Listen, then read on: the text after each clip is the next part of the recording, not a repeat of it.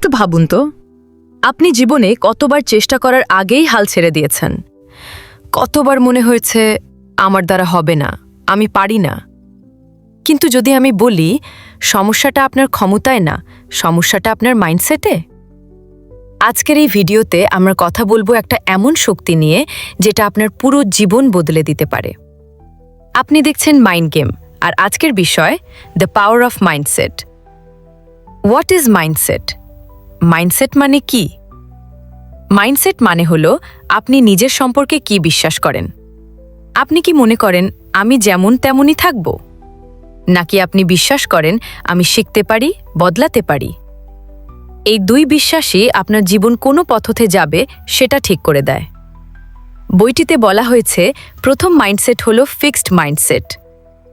Fixed মাইন্ডসেটের মানুষ ভাবে বুদ্ধি জন্মগত, ক্ষমতা জন্মগত, আমি যেমন আছি তেমনই থাকব। এরা ভাবে ভুল করলে আমি ছোট হয়ে যাব, ফেল করলে সবাই হাসবে, তাই এরা চ্যালেঞ্জ এড়িয়ে চলে, নতুন কিছু চেষ্টা করে না।